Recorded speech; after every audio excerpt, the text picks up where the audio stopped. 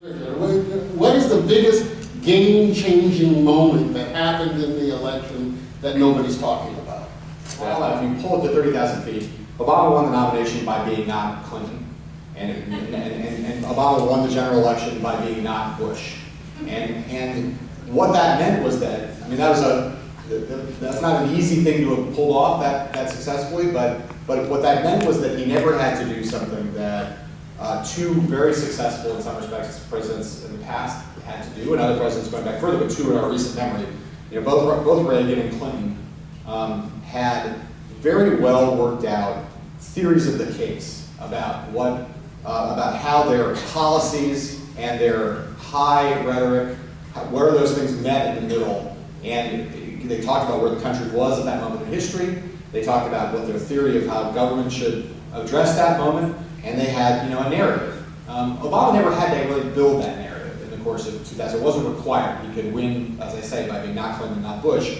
And I think that it has hurt him in the course of 2009. I think there is, one of the reasons why his presidency is in crisis, as Mark said, is that I think there is a lot of confusion among Democrats, many of whom supported him, about exactly who he is, about what exactly Obama is and is, about where he wants to take the country, about what his core beliefs are.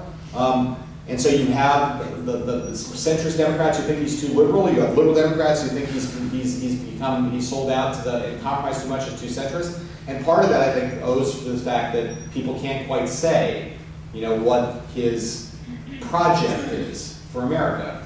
And I think that, you know, that, as I say, that has hurt him, and it's one of the things that I think would help him to figure out what it is, and it would help to more clearly define himself so that people can pinpoint him a little bit more precisely along the way. And these two women are sort of posited as the sort of arbiters of this other woman who is cynically cast into this role, while the competent woman, Hillary Clinton, is vilified. So what is this? You know, this is you don't talk about it, but you've seen a lot of politics. What do you think this really says about gender in American politics? Well, I think that Secretary Clinton was treated extraordinarily unfairly by the press throughout the process, in part because she's a Clinton, and the press, most of the press corps has always treated the Clintons harshly. But I think the Clinton campaign, and she was right, that gender played a role in it. You know, the long-standing assumption in American politics was that the first serious female presidential candidate would have had to have been a Republican, because you'd have to have that national security credential buttressed by your party affiliation. Because of Hillary Clinton's record of service on the Armed Services Committee and a very intense focus on projecting strength, the polls showed, even as she was losing the nomination, consistently the voters saw her as a credible commander-in-chief, and a lot of the people.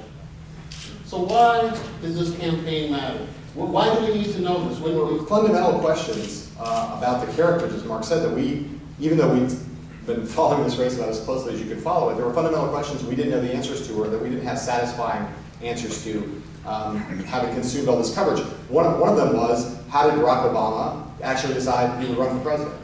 And these were questions, I think, that were fundamental not just in the political science sense, but fundamental much more in the human sense, the kind of things people talked about over their dinner tables and around water coolers all over the country. I could not find, and Mark could not find, an explanation of how this young senator, who had been in office for less than 2 years, managed to get it in his head in a convincing way that he could run and become the first African-American president, not only with the thinness of his resume, but also with a last name that sounded like Osama and a middle name that was Hussein. That was a pretty big leap, and we couldn't quite understand how he had made that decision and how he brought himself to run. We couldn't answer another fundamental question, which was, what was the role of Bill Clinton in his wife's campaign? I mean, this is a question everybody wanted. They watched the campaign play out. They saw President Clinton behaving in ways that they sometimes found amusing, sometimes bizarre, sometimes actually cringeworthy, other times admirable. But people had a lot of theories. I mean, why was Reid encouraging Obama to run, given that he was part and parcel of the party establishment? So my question to you is sort of, how does that happen? Why does Obama listen to Reid? And then the relationship side, at least by all accounts, Michelle Obama was very reluctant for Barack to get into the race. So how does this thing go from him talking to Reed telling him, you know what, kid, you got a shot, him buying it, him convincing his wife, not only that they should try it, but that it was in fact doable?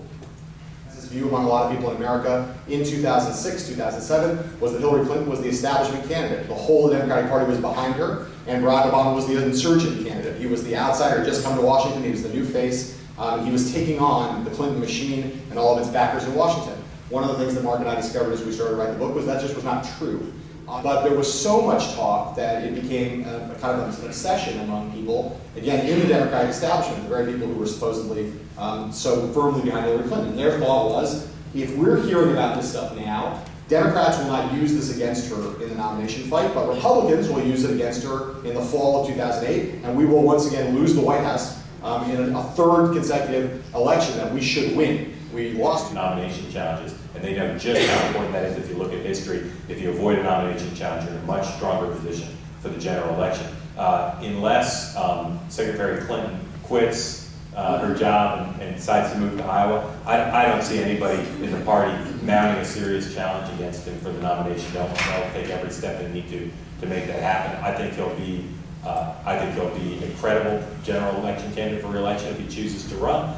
I thought shortly after his inauguration, the Republican Party was weaker than either of the two major parties had been in my career, and that the president would raise $1 billion and be very, very difficult to beat. He's clearly not going to be a shoo-in for re-election, no matter what happens the rest of the way, in part because he's not lived up to his promise.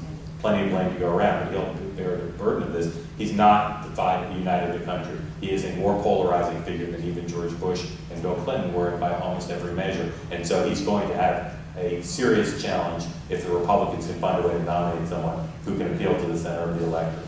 And who would that be?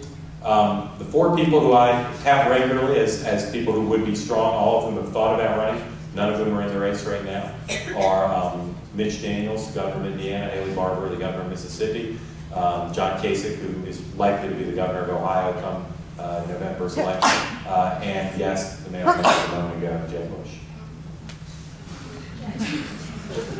If his name were Jeb Smith, he'd take it seriously.